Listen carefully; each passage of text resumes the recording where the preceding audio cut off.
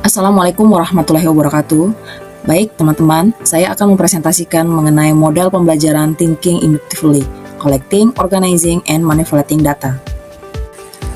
Ada 10 topik yang akan saya uraikan dalam pembahasan model pembelajaran Thinking Inductively.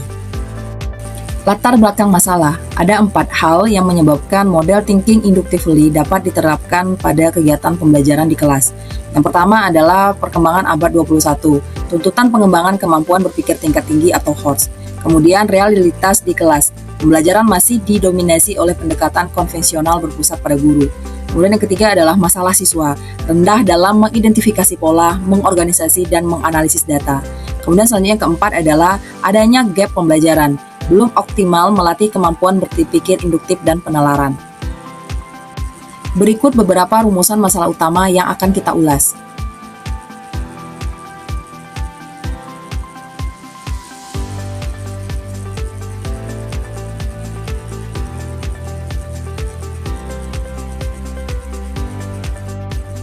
Definisi model Thinking Inductively merupakan model pembelajaran yang dirancang untuk mengembangkan kapasitas berpikir induktif siswa melalui proses sistematis dalam mengumpulkan, mengorganisasi, dan memanipulasi data. Fokus dalam model ini adalah mengajarkan cara berpikir, bukan hanya konten. Model ini dikembangkan oleh Hilda Taba, kemudian dilanjutkan oleh Bruce Joyce dan Marsha Weil. Ada 4 skenario yang menjadi permulaan pengembangan model pembelajaran Thinking Inductively. Skenario yang pertama adalah pembelajaran botani atau klasifikasi struktur tanaman. Lokasinya di Sekolah Olahraga Motilal Nehru, India. Proses yang dilakukan pada skenario yang pertama adalah amati spesimen tanaman berlabel, kemudian mengklasifikasi berdasarkan akar, batang, dan daun, bentuk kategori dan beri label, kemudian prediksi struktur spesimen baru kemudian uji dengan spesimen tambahan. Hasil dari skenario pertama ini adalah 8 kali lebih banyak identifikasi struktur spesimen dan 2 kali skor pengetahuan lebih tinggi dibanding dengan kelompok konvensional. Skenario kedua, pembelajaran membaca dan fonik, analisis struktur kata, yang dilakukan oleh Jack Wilson di kelas 1 Lincoln, Nebraska. Ada 3 fase yang dilakukan, yang pertama fase pengumpulan, fase pengorganisasian, dan fase manipulasi. Skenario ketiga, pembelajaran sains, eksperimen, dan klasifikasi. Eksperimen pertama, listrik buah yang dilakukan oleh Seamus. Klasifikasi buah dan sayuran berdasarkan kemampuan menghasilkan arus listrik. Eksperimen kedua, pertumbuhan tanaman yang dilakukan oleh Dianes Quest di kelas 1. Objeknya adalah umbi tulip, klasifikasi berdasarkan atribut, baik itu ukuran, lapisan, dan tunas. Hal ini dilakukan uji melalui penanaman. Skenario keempat, pembelajaran ilmu sosial, analisis data demografis, yang dilakukan oleh Dr. Makibin, analisis data global berdasarkan benua, yaitu di benua Afrika, Amerika Latin, Asia, dan Eropa. Analisis korelasinya adalah pendapatan, harapan hidup, pendidikan, dan populasi. Orientasi model tujuan pembelajaran. Tujuan fundamentalnya adalah mengembangkan kapasitas berpikir secara induktif siswa secara sistematis, bukan sekedar mengajarkan konten pelajaran. Yang pertama adalah pembentukan konsep, yang kedua interpretasi data, kemudian yang ketiga adalah aplikasi prinsip. Asumsi teoretik Hilda Taba. Asumsi yang pertama adalah berpikir dapat diajarkan melalui latihan praktik terstruktur, bukan sekedar menghafal produk pemikiran orang lain. Asumsi kedua, berpikir sama dengan transaksi aktif. Siswa aktif mengorganisasi data ke sistem konseptual, menghubungkan data, generalisasi, dan membuat inferensi. Asumsi ketiga adalah urutan levelful sequence. Proses berpikir berkembang melalui urutan yang sah atau tidak dapat dibalik dari sederhana ke kompleks. Sintak model Thinking Inductively. Ada 9 fase berurutan dari 3 strategi. Strategi yang pertama adalah pembentukan konsep. Fase yang pertama adalah enumerasi dan pencatatan, fase kedua pengelompokan, fase ketiga pelabelan dan kategorisasi. Strategi kedua, interpretasi data. Fase keempat, identifikasi hubungan, kemudian dilanjutkan fase kelima, eksplorasi hubungan, fase keenam, membuat inferensi, kemudian strategi ketiga, aplikasi prinsip. Fase ketujuh, prediksi dan hipotesis, fase kedelapan, menjelaskan prediksi, kemudian fase kesembilan, memverifikasi prediksi. Strategi yang pertama, pembentukan konsep. Fase 1, enumerasi dan pencatatan. Operasinya adalah diferensiasi. Kegiatan yang dilakukan adalah mengamati spesimen, mencatat ciri-ciri yang ada. Fase kedua, pengelompokan. Operasi yang dilakukan adalah identifikasi dan abstraksi. Kegiatannya, kelompokkan item berdasarkan kesamaan. Fase ketiga, pelabelan dan kategorisasi. Operasinya adalah penentuan hierarki. Kegiatan yang dilakukan adalah memberi nama kategori dan menentukan hierarkinya. Strategi kedua, interpretasi data. Fase keempat, identifikasi hubungan kritis. Hal ini adalah diferensiasi lanjutan. Kegiatan yang dilakukan adalah analisis data dan temukan pola. Fase kelima, mengeksplorasi hubungan, yaitu relasi kausal. Kegiatannya adalah hubungkan kategori, kemudian tentukan sebab akibatnya. Fase keenam, membuat inferensi, ekstrapolasi, dan implikasi. Kegiatan yang dilakukan adalah menarik kesimpulan dan generalisasi. Strategi ketiga, aplikasi prinsip. Fase ketujuh, prediksi dan hipotesis.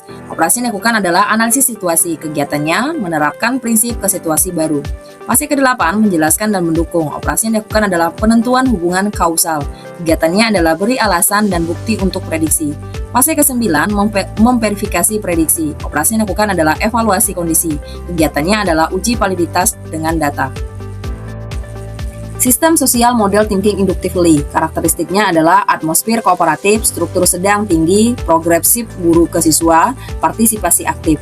Peran guru di sini adalah sebagai inisiator dan pengendali awal, fasilitator proses berpikir, monitor proses kognitif, pembangun komunitas belajar. Peran siswa adalah pengumpulan dan pengorganisir data, pembangunan konsep, penguji hipotesis, kolaborator, dan mandiri. Dinamika progresif yang diharapkan adalah distribusi kendali bergeser dari guru ke siswa seiring peningkatan kemahiran. Prinsip-prinsip mereaksi guru. Guru harus memastikan tugas kognitif terjadi dalam urutan optimal dan pada waktu yang tepat. Pada tahap pembentukan konsep, hargai semua respon, beri pertanyaan terbuka, fasilitasi diskusi. Pada tahap interpretasi data, hargai temuan, jangan langsung sanggah, gunakan pertanyaan pemancing. Kemudian pada aplikasi prinsip, hargai kreativitas transfer, beri umpan balik konstruksif. Tips dari Bruce Joyce adalah ciptakan atmosfer bebas kecemasan, pelajari cara berpikir siswa, ajarkan cara belajar, fasilitasi sebagai komunitas, sediakan data set kaya atribut. Sistem penunjang model thinking inductively dalam kegiatan pembelajaran. Komponen utamanya adalah data mentah atau raw data yang kaya atribut dan relevan dengan topik pembelajaran.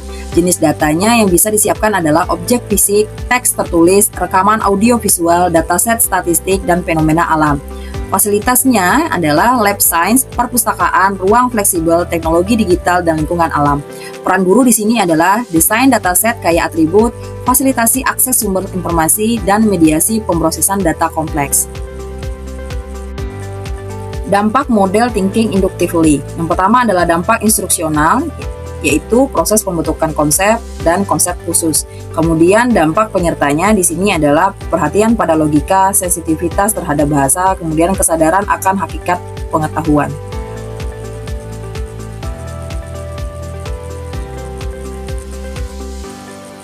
Dampak instruksional hasil pembelajaran langsung. Yang pertama saat pembentukan konsep, enumerasi diferensiasi, pengelompokan, kategorisasi hierarkis. Kemudian yang kedua pada tahap interpretasi data, identifikasi hubungan kritis, analisis korelasi, dan inferensi. Kemudian pada tahap yang ketiga, aplikasi prinsip, prediksi, penjelasan fenomena baru, kemudian verifikasi hipotesis. Yang keempat, internalisasi konten, pemahaman mendalam melalui aktivitas mengorganisasi data. Dampak penyerta model thinking inductively. Yang pertama adalah perhatian pada logika dan penalaran sistematis. Yang kedua, kesadaran akan bahasa dan makna kata. Yang ketiga, pemahaman sifat pengetahuan atau konstruktif. Yang keempat, disposisi intelektual terbuka dan toleransi ambiguitas. Yang kelima, kemandirian kognitif dalam menangani informasi. Model mengintegrasikan dampak instruksional atau host dengan dampak penyerta karakter. Pembelajaran menghasilkan siswa yang lebih pintar dan lebih bijaksana. Relevansi model thinking inductively di era digital.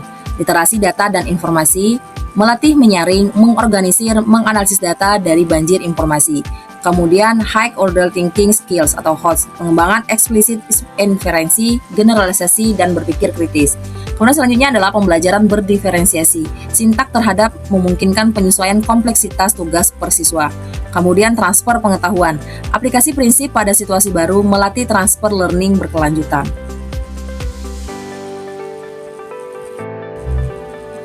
Integrasi model thinking inductively dengan kurikulum Merdeka Indonesia. Yang pertama, Merdeka Belajar, otonomi guru merancang pembelajaran kontekstual dan berpusat pada siswa. Kemudian standar proses dan penilaian, Asesmen formatif berbasis proses pemantauan perkembangan kognitif siswa. Kemudian dimensi profil lulusan, bernalar kritis dan kreatif melalui pembelajaran induktif. Kemudian penguatan literasi membaca, numerasi, sains melalui eksplorasi data. Strategi implementasi praktis. Yang pertama, desain data kontekstual. Rancang set data dari isu aktual yang relevan terhadap siswa. Yang kedua, keterampilan bertanya. Kembangkan teknik eliciting question untuk setiap fase. Kemudian yang ketiga, komunitas belajar. Fasilitasi diskusi kolaboratif dan berbagi perspektif. Kemudian yang keempat, integrasi teknologi. Gunakan platform Merdeka Belajar atau alat kolaborasi daring. Kemudian yang kelima, perencanaan sistematis. Integrasikan dalam modul ajar sebagai bagian dari capaian pembelajaran. Tantangan dan solusi implementasi model thinking inductively. Tantangan yang pertama adalah kesiapan guru. Solusinya adalah pelatihan berkelanjutan, lesson study, dan pendampingan. Kemudian tantangan kedua adalah keterbatasan data. Solusi yang bisa dilakukan adalah memanfaatkan sumber lokal dan pengalaman sehari-hari siswa. Tantangan yang ketiga adalah tekanan target kurikulum. Solusi yang dapat dilakukan adalah integrasikan secara sistematis dalam modul ajar. Kesimpulan dari yang sudah saya uraikan tadi. Yang pertama, model thinking inductively mengintegrasikan pembentukan konsep, interpretasi data, aplikasi prinsip melalui 9 fase berurutan yang saling membangun. Yang kedua, model menghasilkan dampak ganda, yaitu dampak instruksional, HOTS, dan literasi data, serta dampak penyerta yaitu karakter intelektual, kemandirian kognitif. Yang ketiga, relevan dengan kebutuhan abad 21, kompetensi global, dan kebijakan kurikulum Merdeka Indonesia. Yang keempat, implementasi memerlukan komitmen guru sebagai fasilitator kognitif, desain data kontekstual, dan dukungan sistemik. Saran dan rekomendasi penerapan model thinking inductively. Bagi pendidik atau guru, implementasi model sebagai kerangka filosofis untuk pembelajaran bermakna dan kontekstual. Bagi kepala sekolah, mendukung pengembangan profesional guru melalui komunitas praktisi dan integrasi sistemik kurikulum. Bagi pengambil kebijakan, mengintegrasi dalam pelatihan guru nasional dan platform Merdeka Belajar. Bagi peneliti, melakukan riset empiris dampak model pada HOTS, literasi data, dan karakter intelektual siswa. Baik, berikut merupakan contoh penerapan sintak thinking inductively pada mata pelajaran informatika SMP, materi berpikir komputasional di kelas 7 ataupun kelas 8, alokasi waktunya 2 kali 40 menit. Di sini merupakan strategi yang pertama, yaitu fase 1 dan fase 2 serta fase 3.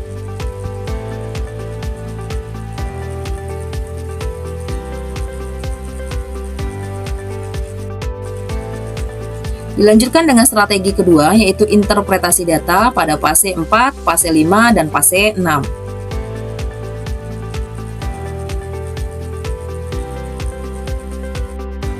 Selanjutnya, strategi ketiga, yaitu aplikasi prinsip, fase ke-7, fase ke-8, dan fase ke-9.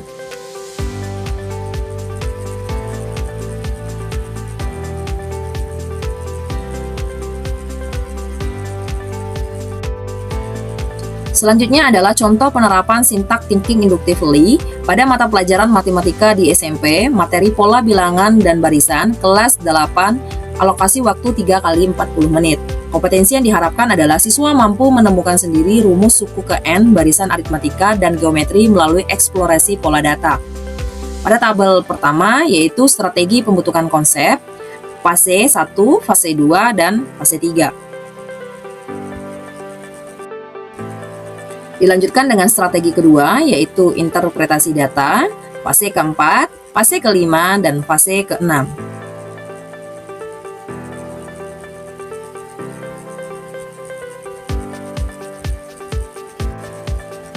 Dilanjutkan dengan strategi ketiga, aplikasi prinsip, fase ke-7, fase ke-8, dan fase ke-9 memverifikasi prediksi.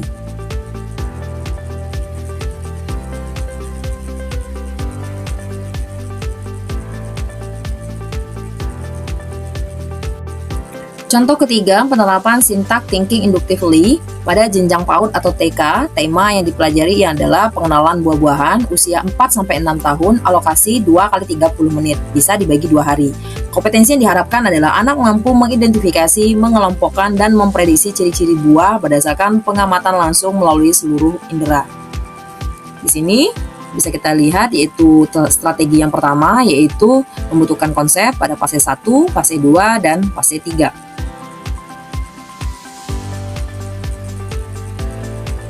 Dilanjutkan dengan strategi kedua, interpretasi data. Di sini ada fase keempat, fase kelima, dan fase keenam, yaitu membuat inferensi sederhana.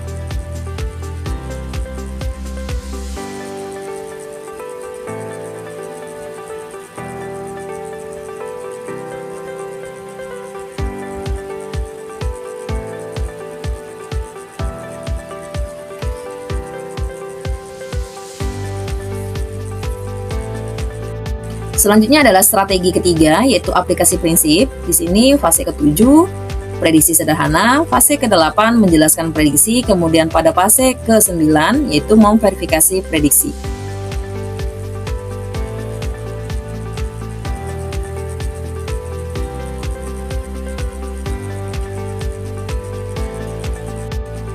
Model Thinking Inductively, investasi pedagogis untuk generasi unggul, bukan hanya menghasilkan siswa yang lebih pintar dalam penguasaan konten, tetapi siswa yang lebih bijaksana dalam menghadapi kompleksitas informasi di dunia yang terus berubah. Menuju Indonesia Emas 2045 dengan dimensi profil lulusan yang unggul dan berkarakter.